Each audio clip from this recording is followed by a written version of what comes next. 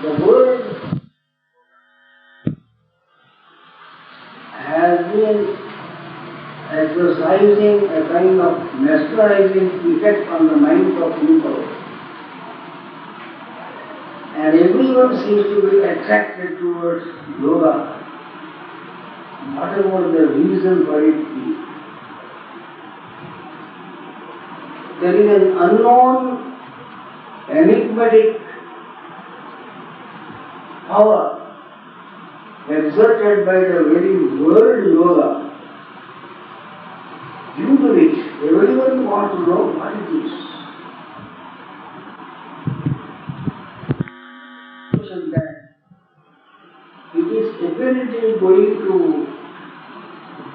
shower upon a person immense blessings of an unknown character. It is something wonderful, very necessary, and a must for everyone. This is the feeling in almost all the people who want to learn yoga or the union wisdom. Yoga is the attainment of union. It also means the process of achieving this union. It is the end as well as the methodology involved in the achieving of the end known as union. But union with what? What is to be united with what? This question perhaps we will not easily answer. There is a nebulous feeling about the nature of this union, and a clear-cut answer will not be easily available to you from any quarter which seems to be concerned with the teaching of yoga. Hundreds of definitions will be provided to you, all which look perfectly sensible and logical. Yet you may not feel that you have obtained anything. You will be still searching, moving from one guru to another guru, one institution to another institution, and trying every blessed method of practicing yoga. The answer really to this great question of what this union is about will take us deep down into the very nature and structure of existence itself. Very profound is this science. The existence. You go deep into the very nature of what you call existence. While the meaning of the word existence will be clear to you all, because of the fact that everyone exists, everything exists. Existing is a common denominator, a factor that is at the back of the very meaning of the life of anything. There is no meaning in anything unless it exists. That which does not exist has no value. Inasmuch as existence is a common background of every person and everything in the world, it has to be considered as covering the whole structure of life. Everywhere is existence. But in our day-to-day life, we seem to be psychologically creating a sort of rift in this otherwise generalized definition of existence. For instance, everyone feels I exist.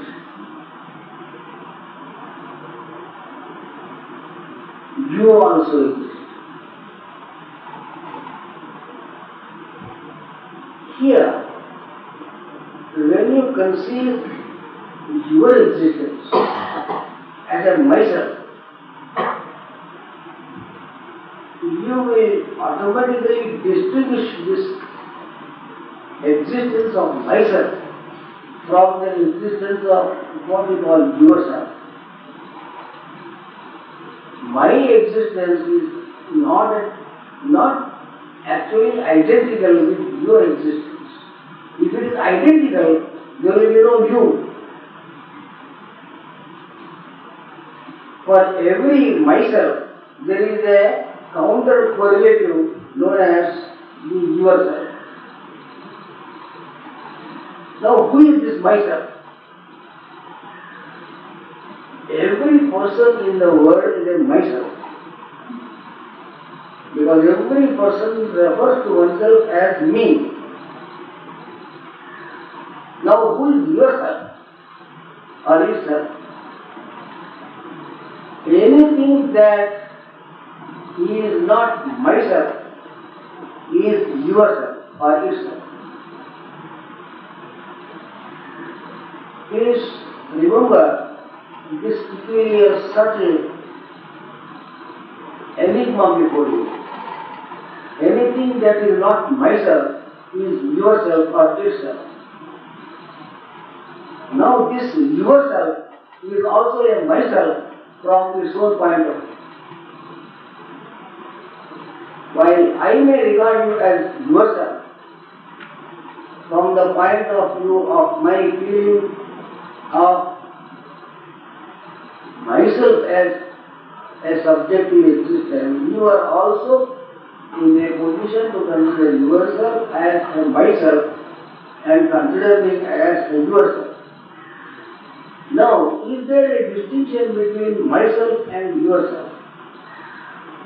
You will find we are here in a strange difficulty which eludes ordinary understanding. Who is this myself and who is the yourself? Because everyone seems to be myself and at the same time everyone is yourself. Though these two terms are totally contradictory, how come these contradictions seem to be existing in one person simultaneously? I am yourself and myself at the same time. Though the characteristics of the existence of myself and yourself are two different things altogether. Because the existence of myself cannot get identified with your existence. Else there will be no difference between people. Now, are you able to recognize the great problem before you? Are you justified in regarding anyone as a yourself? Why do you call somebody as a yourself or call something a itself? Because that itself also is a myself from its own point of view. If we are going to live in the world with this kind of contradiction in our own way of thinking, we should think thrice before saying anything, thinking anything, or doing anything. It is a tremendous mystery that we are actually facing in our day-to-day life, and we have taken it for granted as if it is perfectly clear. Why do you regard another person as a yourself if you are able to conceive that person called yourself to be a myself from his own point of view? So is there an object in the world apart from the subject, is the basic philosophical question. The yourself is an object, the myself is a subject. The myself observes the yourself as an externally, independently existing something. Are you justified in coming to this conclusion that there is someone who is not at all a subjective me or I, but totally an object? Can you say that there is anything called an object at all, really speaking? Inasmuch as every person and everything from one's own point of view cannot be regarded as an object. But do we not make this distinction between the subjective perceiving consciousness and the object outside? You try to put a question to your own self, why do you make this distinction? In what way you can consider yourself as justified in calling yourself a determining factor in hoisting a definition on someone else you regard as an object? There is something of the nature of a secret hidden behind all this. How do you know that you are existing? What makes you feel that you are really there in some place? Have you any proof? Don't you ask for proofs nowadays or anything to be accepted? Now bring a syllogistic deduction, an argument logically, to establish that you are existing. You will be wondering, the question is ridiculous. I am existing, it is very clear, and you want a proof for it. There is a clarity which is 100% illumination that confirms the existence of oneself. But you will not grant this concession that you are giving to your own self for any other thing you want to prove in order that it may be established as existence.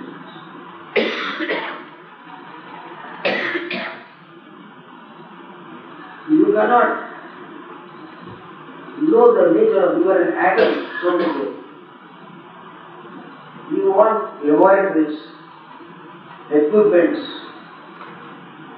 by means of which you can know the nature of the existence of a little thing called a material substance atom. If everyone and everything has a substantive characteristic and not an objective characteristic,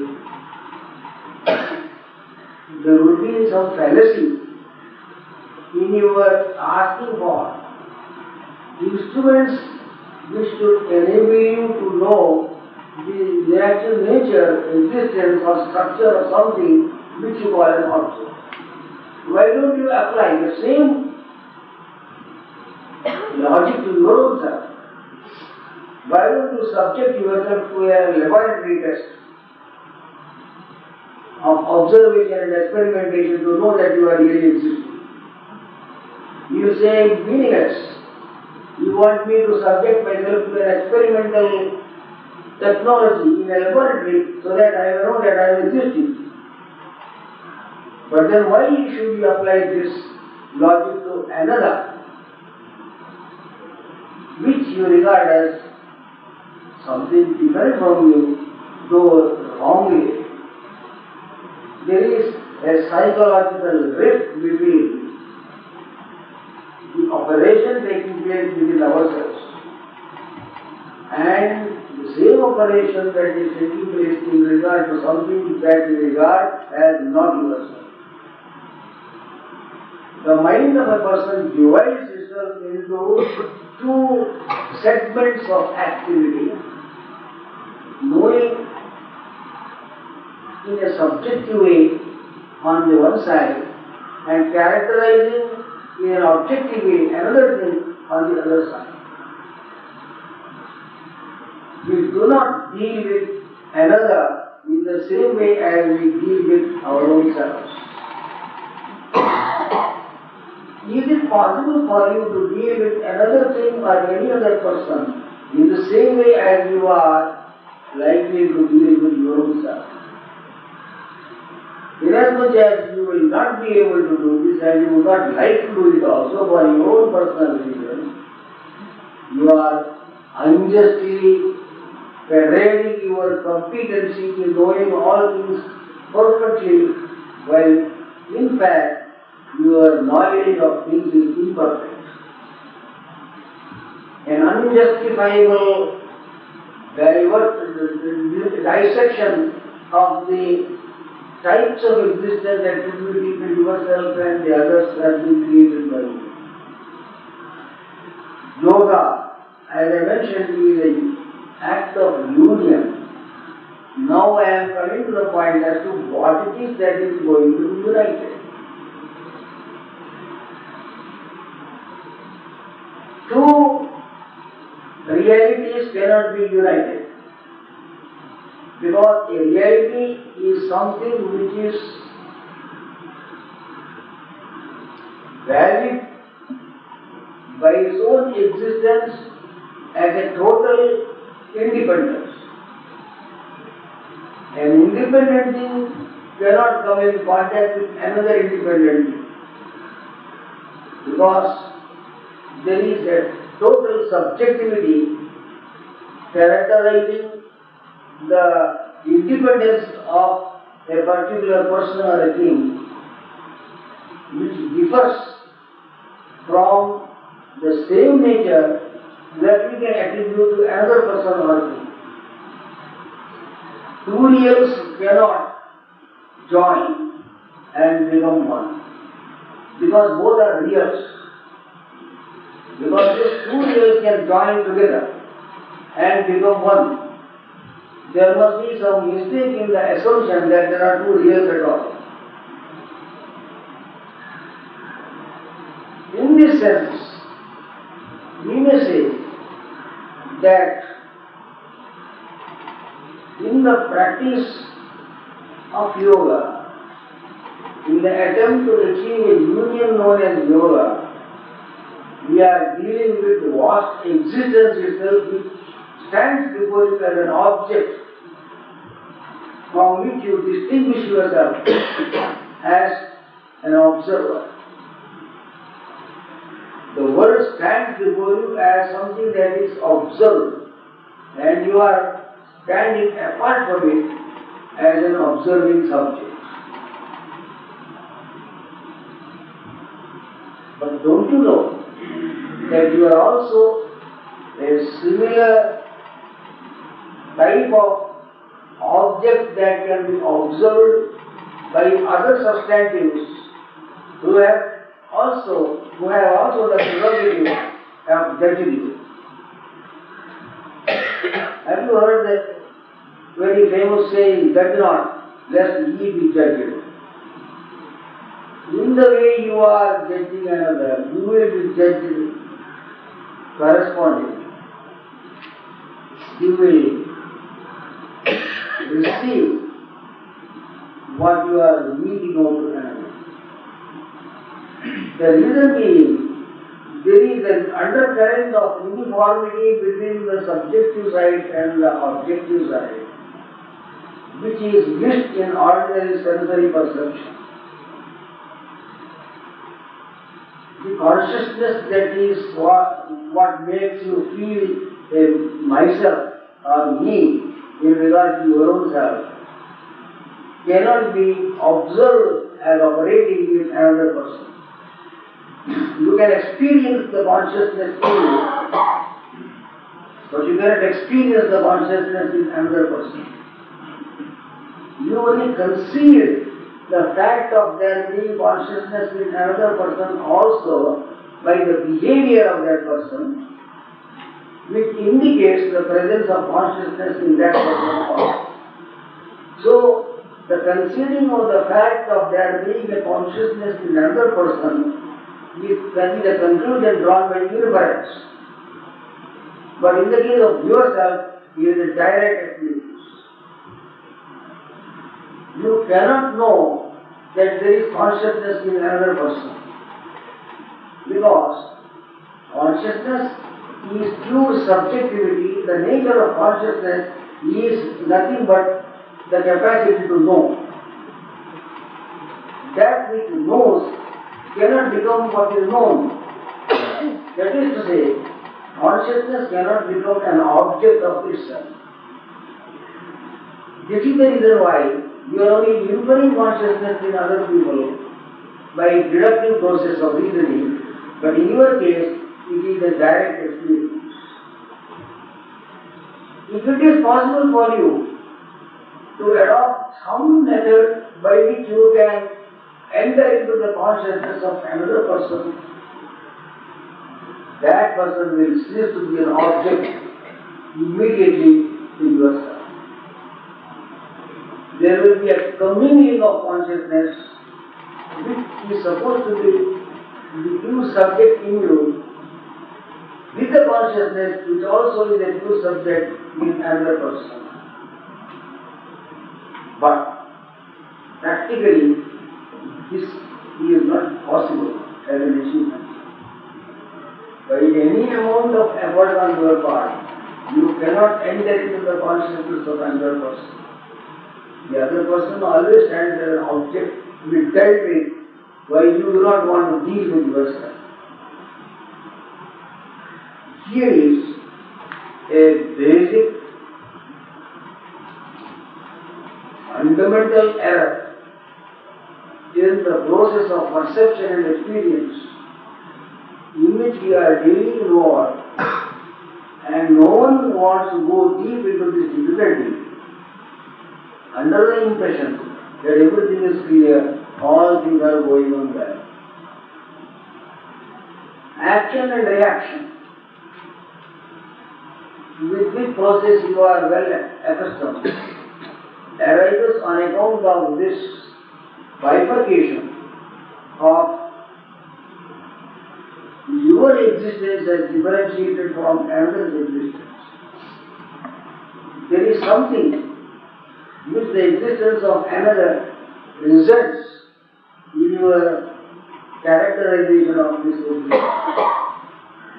It results in your definition of that existence, because it is not possible to dissect two segments of existence which otherwise is uniformly present in all people. Now, the yoga system takes up this question in right harness. How would you be able to solve this psychological malady that has crept into everyone, due to which you cannot truly know what is outside? Even your knowledge of your own self is a perfunctory psychological appreciation, but not a true knowledge of yourself. If you cannot have a true knowledge of your own in-depth essence, you cannot know the in-depth essence of anybody else also. So all knowledge is a make-believe in the sense of what we are instructed about in the educational career of our modern days. We are given the characterization, the how and the behavior of a particular person or a thing. The why of it is not known. You can know how a thing behaves, but you cannot know why a thing behaves in that manner. But in your case, you know why you are behaving in a particular manner. So that why which you are applying to yourself as something very clear, should also be equally applied to the other who stands on equal footing in the process of perception. The philosophical definition of this objectivity in oneself, standing as opposed to the existence of another, is the co-relation of the seer and the seen. How do you come to know that something is there in front of you? You will have a very easy answer. Because I see there is something in front of you. What do you mean by see? It is allowing the retina of your eyes to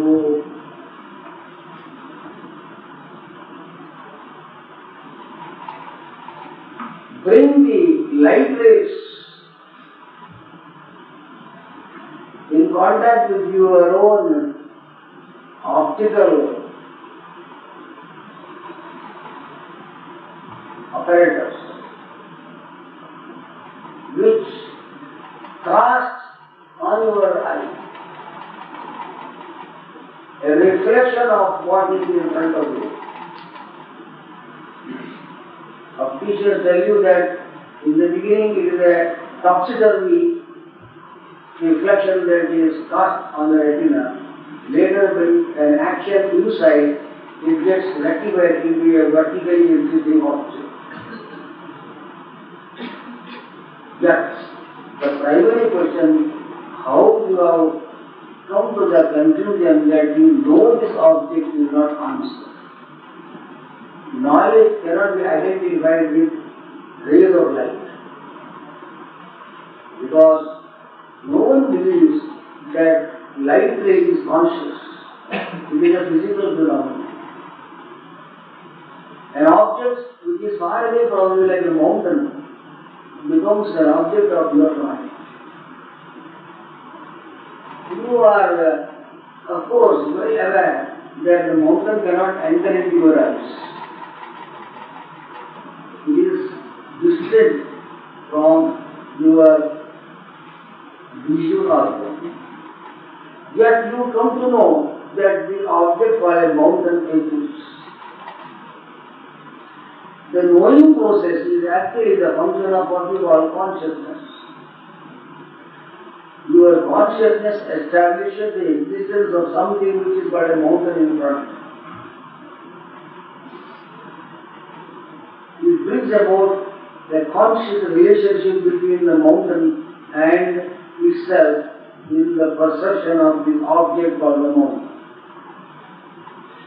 Do you attribute consciousness to a mountain? Does it think in the manner you think? You will say the mountain is a material substance.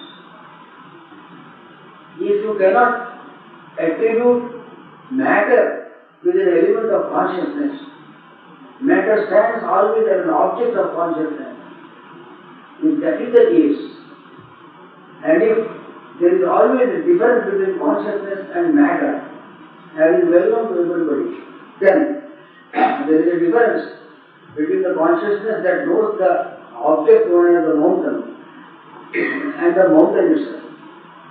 If there is such a difference between the material object called the mountain and the consciousness which is supposed to know the existence of that object, how do you come to know that it exists? The only connection that apparently seems to be between your consciousness and the object is known as the mountain. Light ray, air and space. Neither light rays, nor the air, nor the space intervening between yourself and the mountain can be regarded as conscious elements. They are all material 100%.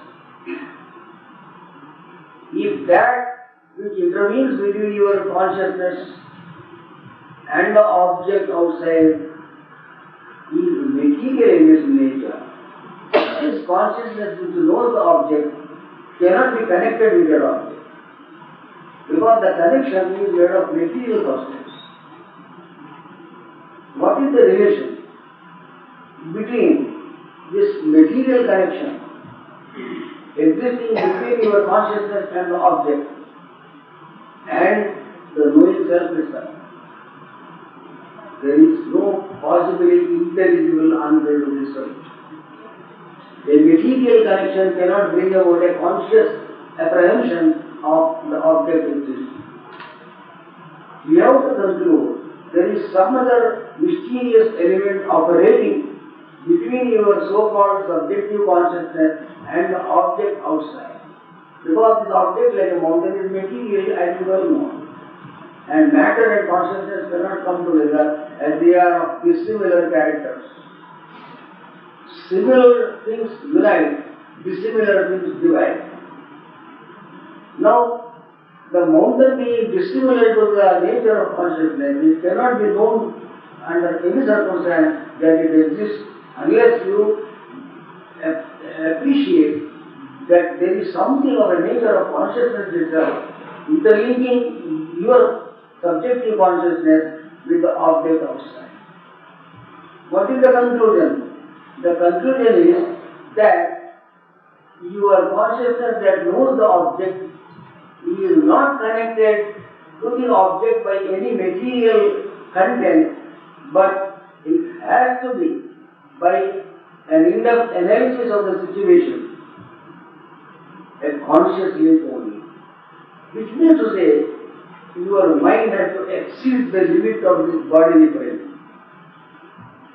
The mind cannot go so far as the mountain outside if you believe the mind is inside the body only. Don't you all think that the mind is inside you? Do you believe your mind is going outside into the marketplace?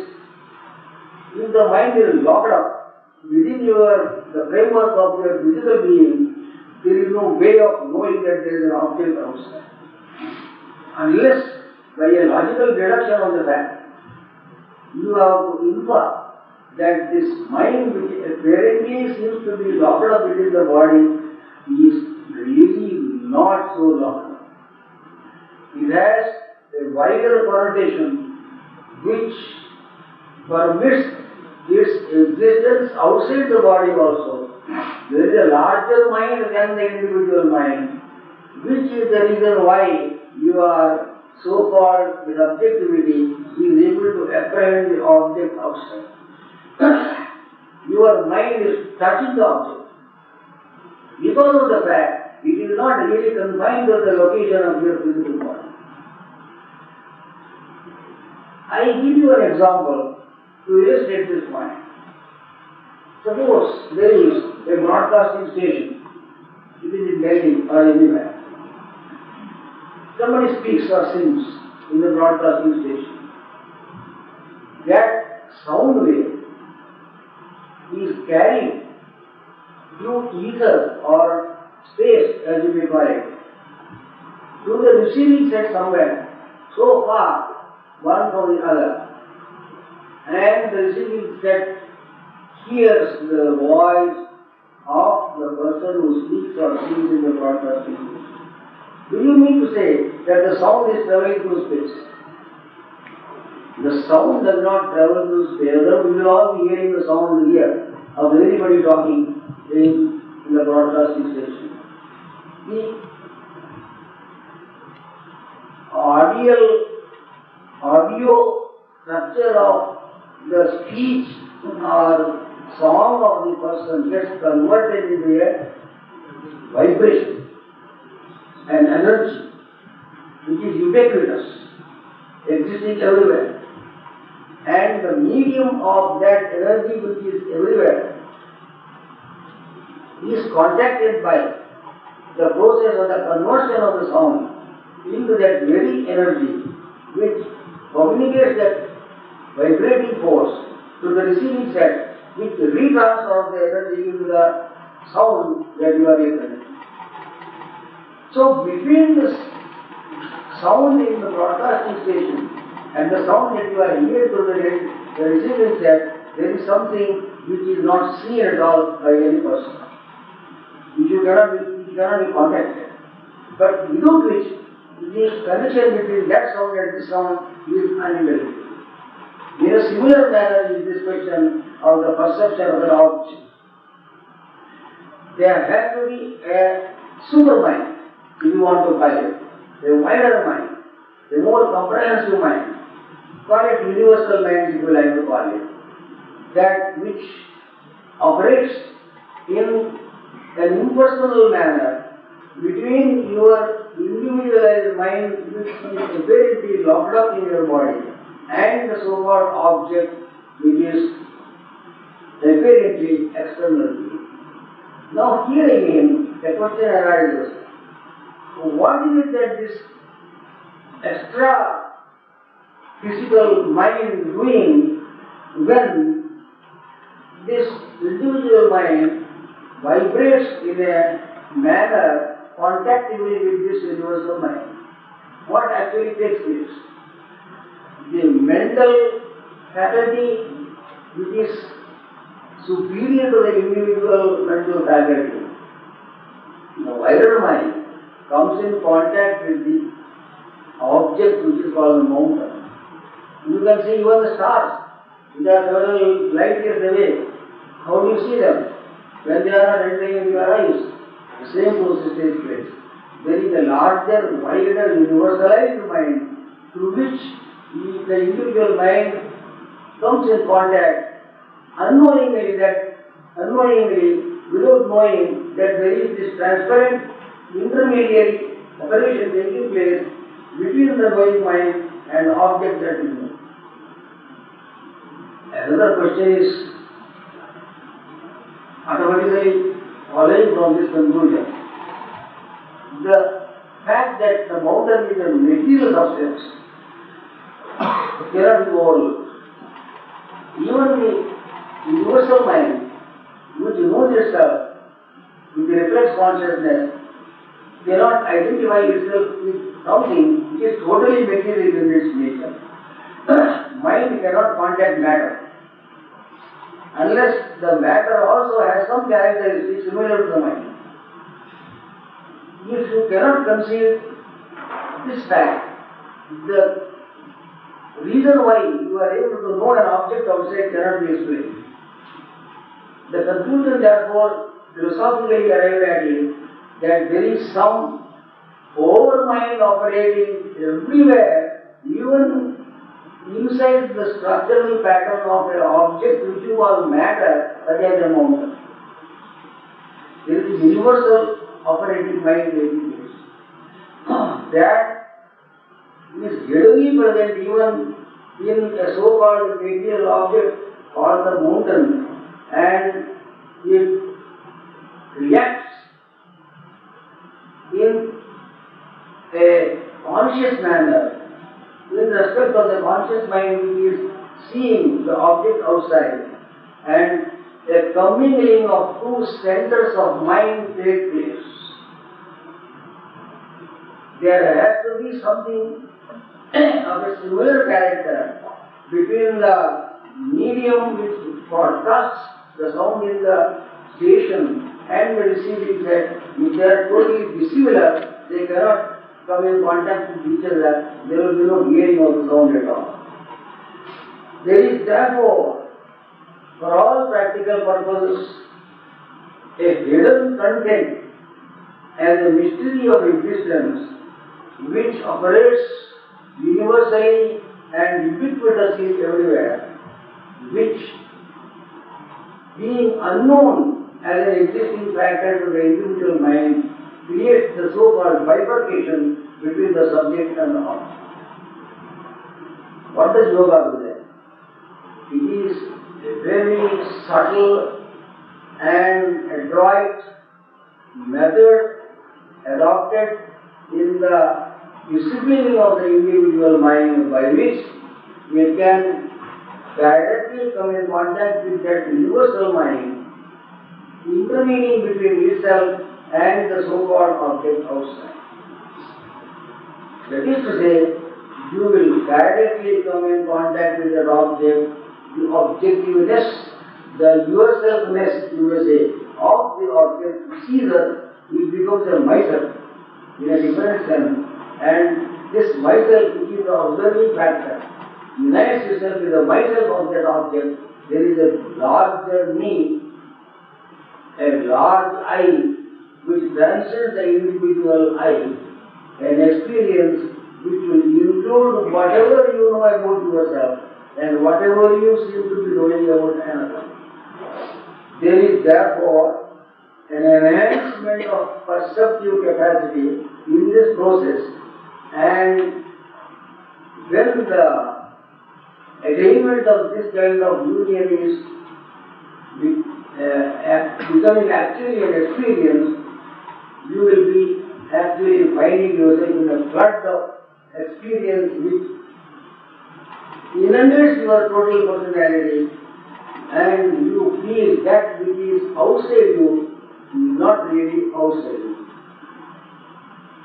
The problems of life arise on account of this yourself existing as contradicting my existence.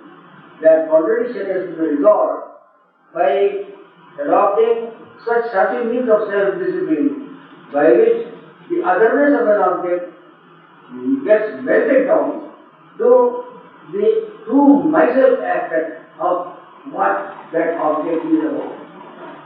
That is to say, yoga is a union between the true subject with the true subjectivity of another thing which you call the object erroneously, wrongly. So what is the union you are talking of in yoga? It is the union of the subject with the object. But in another sense, it looks that the two cannot be united at all. So I have explained to you why.